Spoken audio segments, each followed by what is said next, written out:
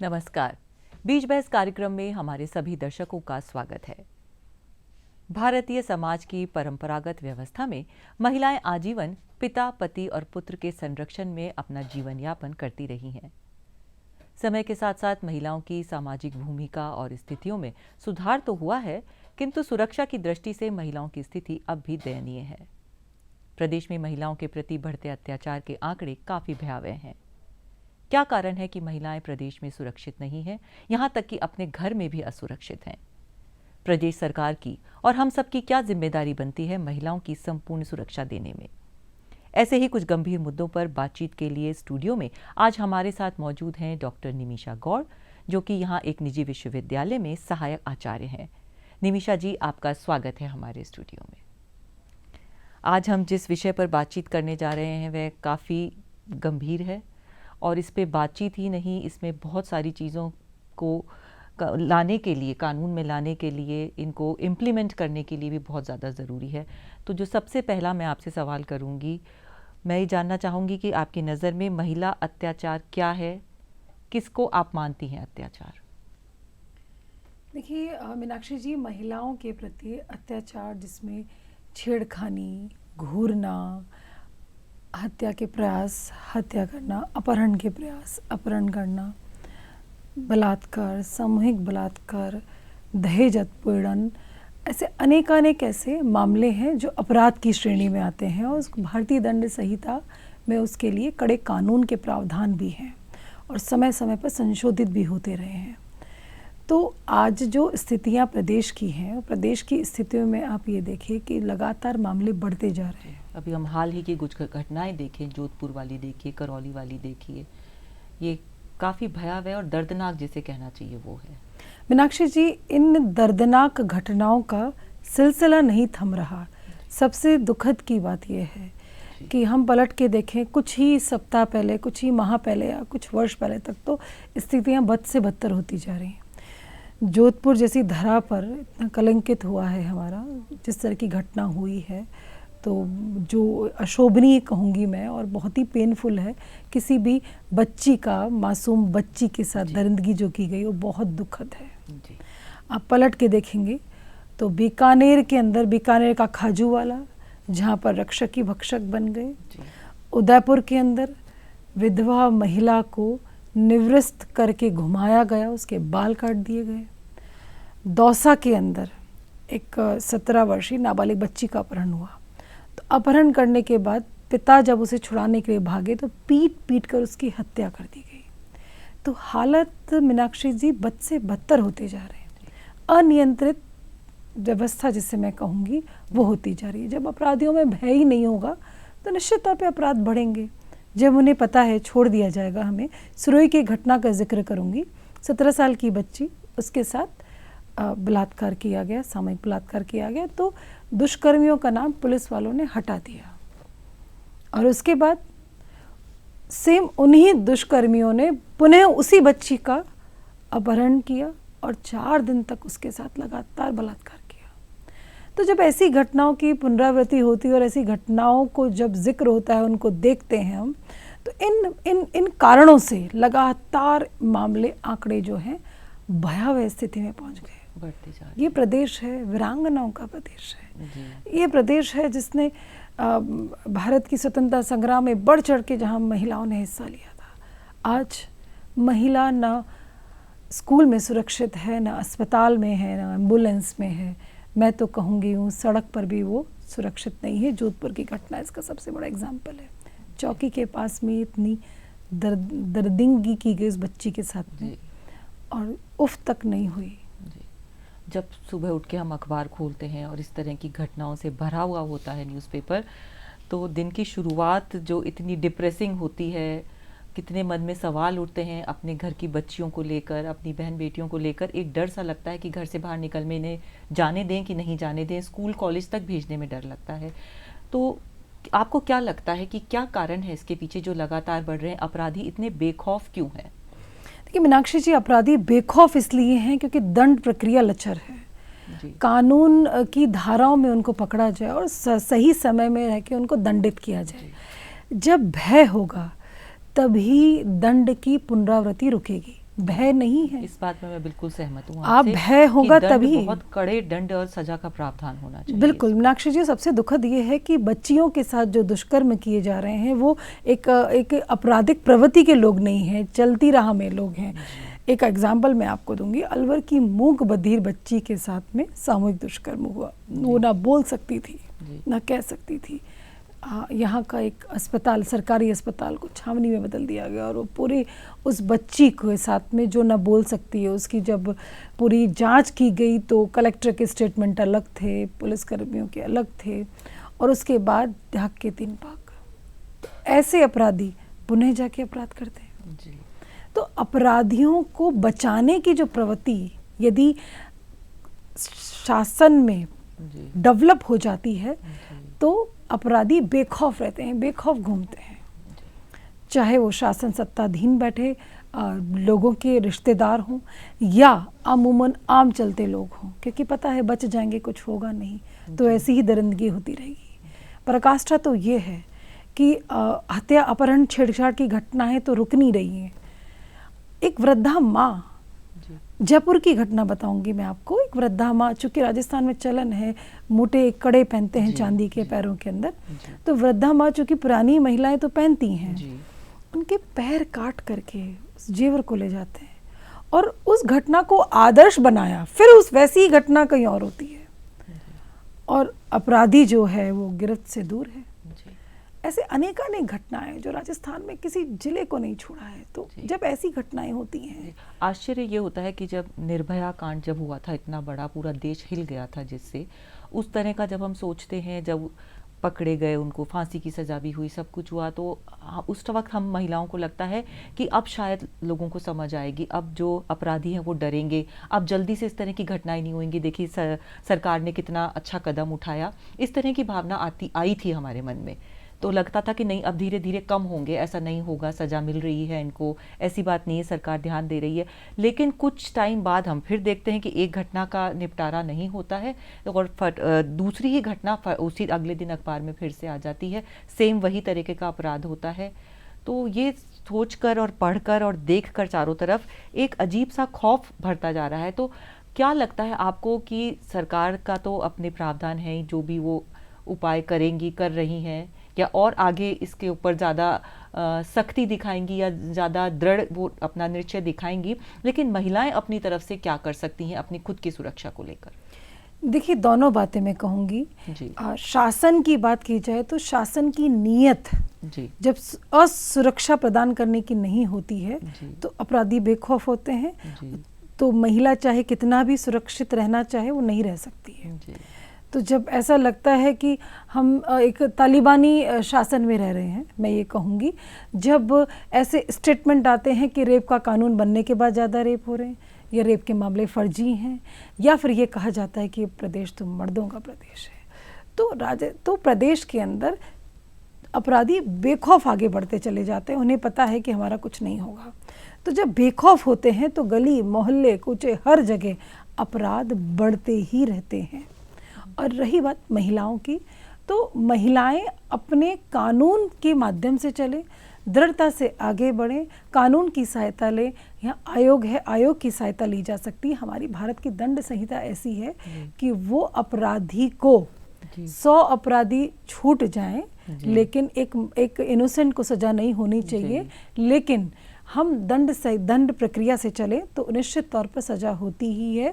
निर्भया की माँ के मुख से आपने सुना होगा 7 साल बाद ही सजा हुई, लेकिन हुई। तो सजा तो दी जा सकती है। हमें कानून की प्रक्रिया से आगे बढ़ना होगा। आपको भयभीत नहीं होना है, क्योंकि हम भारत के संविधान के नागरिक, अधीन रहने वाले नागरिक हैं। और लचर कानून है तो भी उस लचर कानून को भी त्वरित किया जा सकता है। जैसे आपने देखा होगा बीकानेर के खाजूवाला के अंदर जब पुलिस कर्मियों द्वारा उस पढ़ने आने वाली बच्ची के साथ में जब बलात्कार करके हत्या कर दी गई तो उन्हें तुरंत सस्पेंड किया गया, लेकिन वो अफसोस है कि रक्षक ही भक्षक बने। यहाँ पर मैं ये जानना चाहूँगी आपसे कि सरकार की ओर से महिला सशक्तिकरण के लिए, महिलाओं को अपराधों से निपटने के लिए, उनको मजबूत बनाने के लिए शारीरिक और मानसिक रूप से क्या क्या प्रावधान है, किस तरह की प्लान या पॉलिसी हम बोलेंगे, या किस तरह के अभियान चला के, जागरूकता अभियान कौन कौन से ऐसे चलाए जा सकते हैं या चलाए जा रहे हैं जिससे महिलाओं में ये अवेयरनेस बढ़े अपनी सुरक्षा के प्रति, और वो बेखौफ होकर पुलिस थानों में जाकर या अपनी सुरक्षा के लिए मांग कर सकती हैं, अपना हक है उनका ये सुरक्षा। तो देखिए मीनाक्षी जी, सर्वप्रथम तो आप ये देखिए, पूर्ववर्ती भारतीय जनता पार्टी की सरकार में गृह मंत्री रहे गुलाब चंद कटारिया जी, जो अभी वर्तमान में आसाम के राज्यपाल हैं, उन्होंने ईमेल के माध्यम से अपनी कंप्लेन करवाने का एक ऑफिशियल प्रोसेस चालू करवाया।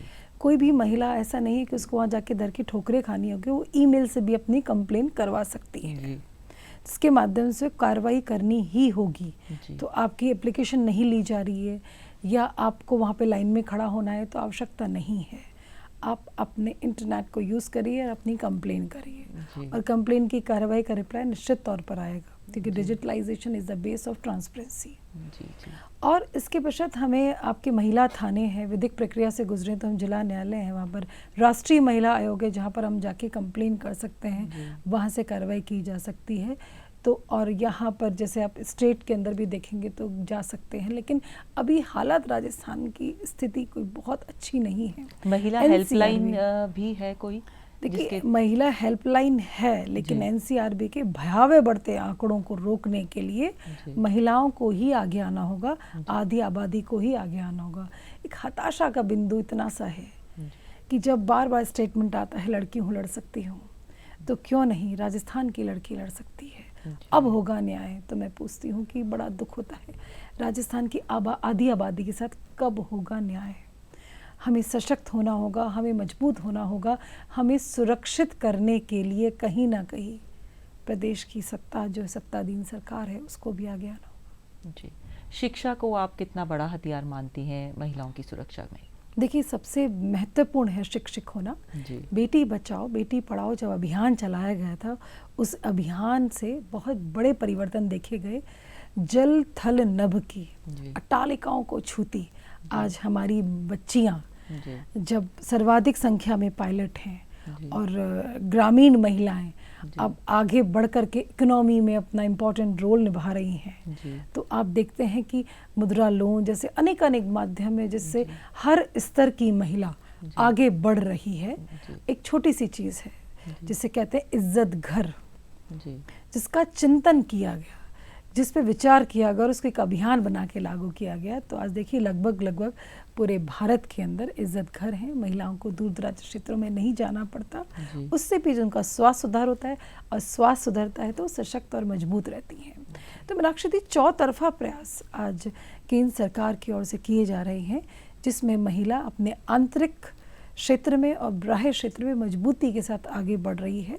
बच्चियाँ बाहर भी पढ़ने जाती हैं, दूर दराज क्षेत्रों में जाती हैं। इसीलिए आज आप देखिए चंद्रयान 3 के अंदर उस अभियान में 25% से ज़्यादा महिलाओं का योगदान रहा है।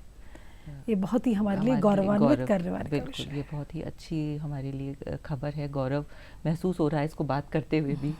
बिल्कुल, हम जब बात करते हैं महिलाओं की पढ़ाई की, ऊंचे ऊंचे पदों पर आसीन हो रही हैं, ये सब तो एक लिमिटेड हम जिसे कहेंगे कि माहौल के अंदर है या कुछ परिवारों तक है। बहुत सी महिलाएं, या ज़्यादातर अभी हम कहेंगे जहाँ ग्रामीण माहौल है, पढ़ी लिखी नहीं है, बहुत ही निचले गरीब स्तर की जो महिलाएं हैं या छोटी बच्चियां हैं, सड़क पर कच्चे घरों में रहने वाली हैं, कच्ची बस्तियों में रहने वाली हैं, उनकी सुरक्षा भी एक बहुत बड़ा मुद्दा है। क्योंकि जहाँ सशक्त परिवार हैं, महिलाएं पढ़ी लिखी हैं, वहाँ तो उनकी सुरक्षा फिर भी एक हद तक सुनिश्चित होती है कि नहीं, वो अपने आप को संभाल लेंगी या उनका परिवार का बहुत अच्छा उनके पीछे पीठ है उनकी। लेकिन ऐसी महिलाओं और ऐसी बच्चियों के लिए आपको क्या लगता है, सरकार और प्रदेश सरकार को कौन से ऐसे सख्त कदम उठाने चाहिए जिससे हर लेवल, हर स्तर तक की महिलाएं और बच्चियां सुरक्षित रहें? मीनाक्षी जी, आपने बिल्कुल सही कहा कि हर स्तर, जब अंत्योदय भारत की सरकार का दर्शन है तो सुरक्षा में भी अंतिम महिला तक की सुरक्षा सुनिश्चित हो। तो मीनाक्षी साहब, मैं इसमें महत्वपूर्ण आपको एक जानकारी जो आपके पास भी मैं उससे शेयर करना चाहूँगी। डिजिटलीकरण एक ऐसा अभियान है और भारत की महिला इस दुनिया का सबसे सस्ता इंटरनेट यूज़ कर रही है। हम डिजिटलाइजेशन से अपनी सुरक्षा सुनिश्चित कर सकते हैं।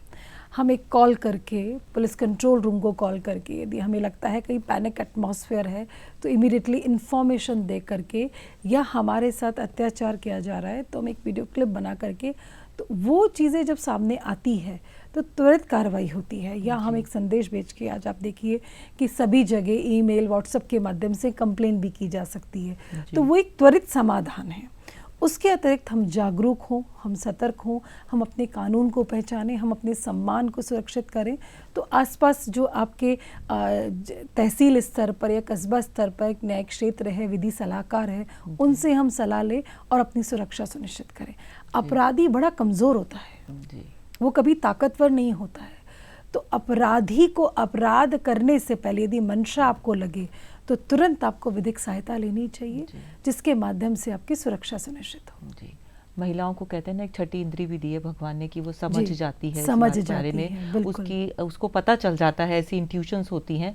तो मुझे लगता है महिलाओं को अपनी इस अंतरात्मा की जो आवाज़ है, उनकी जो गट फीलिंग होती है, उस पर भी ध्यान देना चाहिए कि जहाँ उन्हें असुरक्षा का माहौल दिखाई दे या ऐसे कोई किसी पुरुष के संपर्क में वो आती है जहां उसके साथ वो सुरक्षित नहीं महसूस करती है, तो उस वक्त उसको इस चीज का ध्यान रखना चाहिए। या कोई और महिला असुरक्षित हो रही है तो इमीडिएटली इन्फॉर्म करके इसकी सुरक्षा सुनिश्चित की जाए। बिल्कुल बिल्कुल।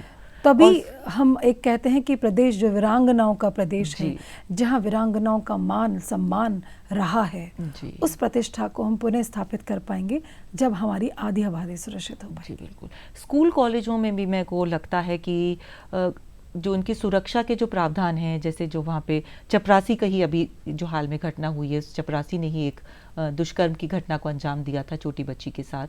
तो इस वक्त वहाँ पे किस तरह का सिक्योरिटी के इंतज़ाम करने चाहिए, जिससे हर कदम पे, जिसे कहना चाहिए, जहाँ छोटी बच्चियाँ इन्वॉल्व हैं, छोटे स्कूल्स हैं, बच्चियाँ थोड़ी बड़ी हो जाती हैं तो फिर भी समझती हैं, लेकिन ये जो 16, 17, 18 साल तक की उम्र होती है, कच्ची उम्र जिसको कहा जाता है, उस तरह की लड़कियों को, उस उम्र तक की लड़कियों को किस तरह समझाया जाए, क्या पढ़ाया जाए, किस तरह उनको तैयार किया जाए कि वो पहचान सके किसी अपराधी को और अपने आप को बचा सके। और स्कूल के जो एडमिनिस्ट्रेशन है उसकी क्या जिम्मेदारी बनती है कि वो हर लेवल पे, हर क्लास, बाथरूम्स, प्लेग्राउंड्स, वहाँ पर कुछ ऐसे निगरानी रखे, कैमरे हों, कुछ हों जहाँ बच्ची के साथ ऐसा कुछ भी होता है या माहौल बनता दिखता है तो उनकी नज़र में रहना चाहिए। कहने का मतलब है किस तरह ये बच्चियाँ प्रशासन की, स्कूल के उसके अंदर, स्कूल कॉलेजेस में उनकी नज़र में रहें, जिससे उनको पता रहे कि क्या हो सकता है या कहाँ उनको और अपनी सुरक्षा के इंतज़ाम और पुख्ता करने चाहिए।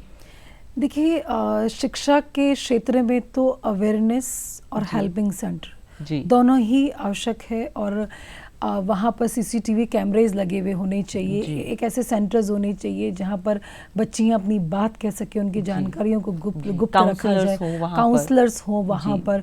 और यदि ऐसी कोई घटना हो जाती है तो स्कूल प्रशासन इतने सख्त कदम उठाए कि दोबारा ऐसी घटना को सोचने से भी रूह कांप जाए।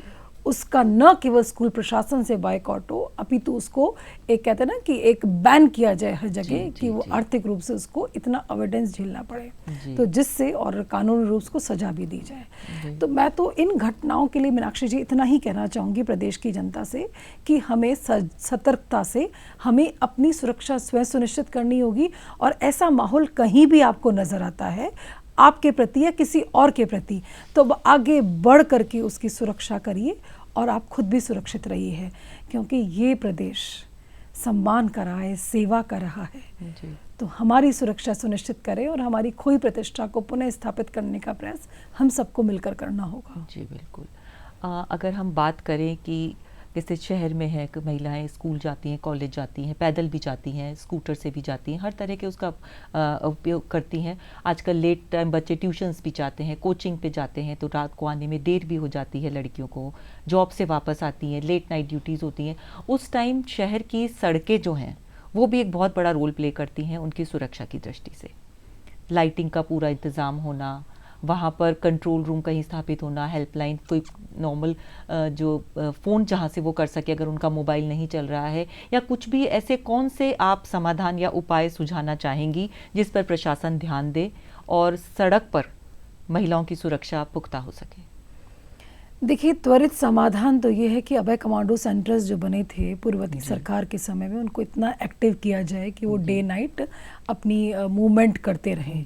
तो ऐसी कोई घटना को अंजाम हो नहीं पाएगा जो खुलती सार्वजनिक स्थलों पर है। त्वरित समाधान ये है, कॉन्टैक्ट नंबर दिए जाए सेंटर्स के, जैसे सिक्योरिटी सेंटर्स हो, जहाँ पर इमीडिएटली कोई घटना होती है तो जिसके साथ हो रही है, नहीं हो रही है, तो कोई महसूस कर रहा है तो त्वरित वहाँ पे पुलिस पहुँचे, उस घटना को होने से पहले पुलिस पहुँचे, ऐसी दुर्घटना ना हो पाए। दूसरा ये कि सरकारें बात करती हैं, कई बार इनके वर्तमान सरकार के घोषणा पत्रों में देखा है कि हम महिला की सुरक्षा करेंगे, महिला को आगे बढ़ाएंगे।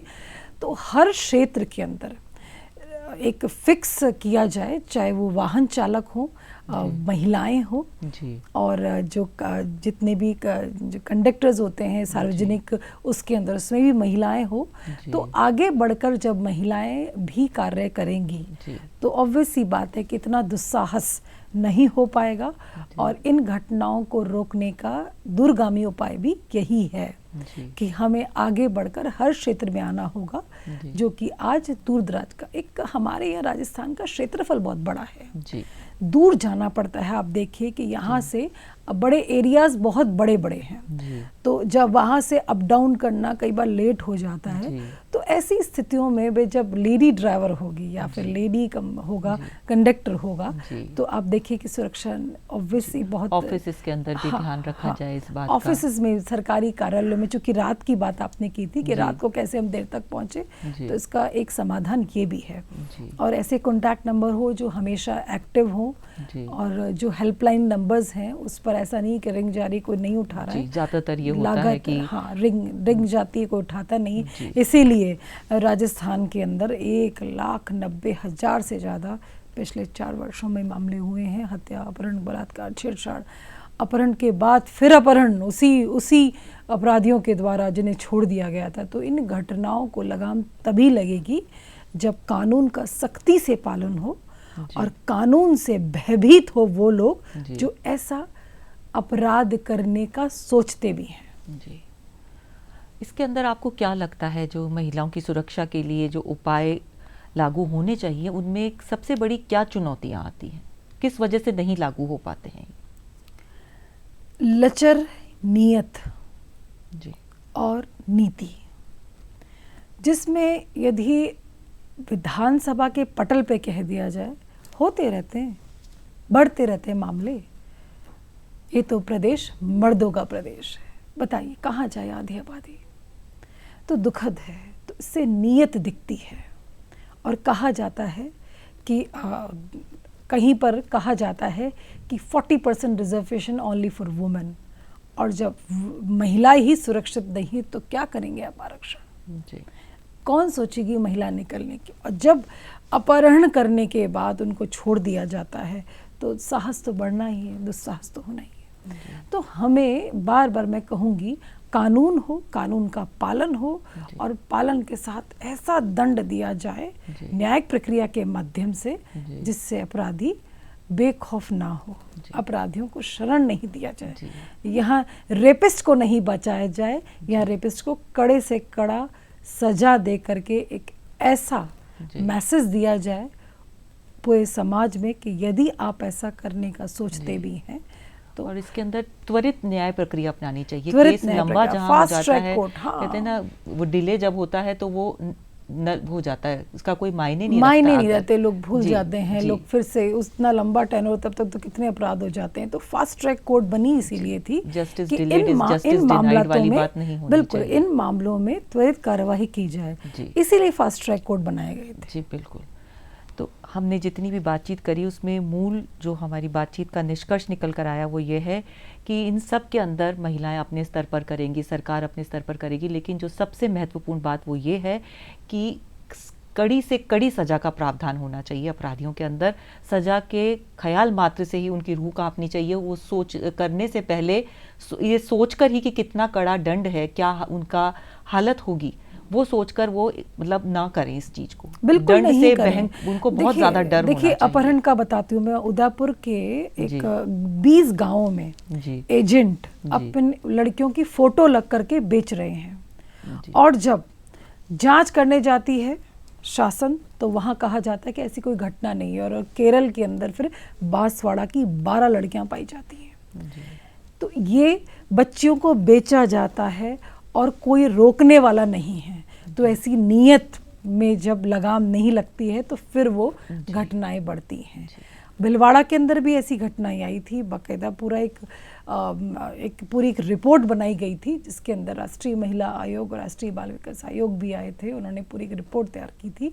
तो बेचना, छेड़छाड़ करना, अपहरण करके बेचना, बलात्कार करना, तो ये सारे एक ऐसे अपराध हैं जिनके लिए कोई सुनवाई नहीं होनी चाहिए, जिनके लिए लीपापोती नहीं होनी चाहिए, मैं एक वर्ड कहूँ तो, और तुरंत उन पे कार्रवाई हो, जिससे कि अपराधी डरें। बाहर से आ रहे हैं या मूल यहाँ के हैं तो उनको आप दंड दीजिए। और मैं एक बात कहूँगी मीनाक्षी जी, यत्र नारी पूजयन्तु तत्र देवता निवास। यदि समाज के अंदर नारी की पूजा होगी, वही समाज समृद्ध होगा।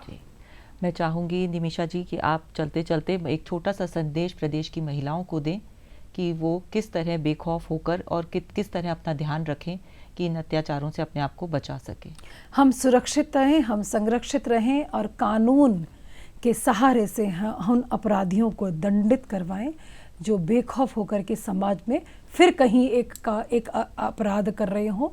तो हमें अपने आप को और अपनी बच्चों को सुरक्षित करना है और तो डरना नहीं है। बिल्कुल निडर और निर्भय होकर के इस समाज में रहना होगा। जी बिल्कुल। निमिषा जी, आपका बहुत बहुत शुक्रिया, आप स्टूडियो में आई और इस मुद्दे पर, गंभीर मुद्दे पर जो आपने बातचीत करी और जानकारी दी, उसके लिए आपका बहुत बहुत शुक्रिया। नमस्कार।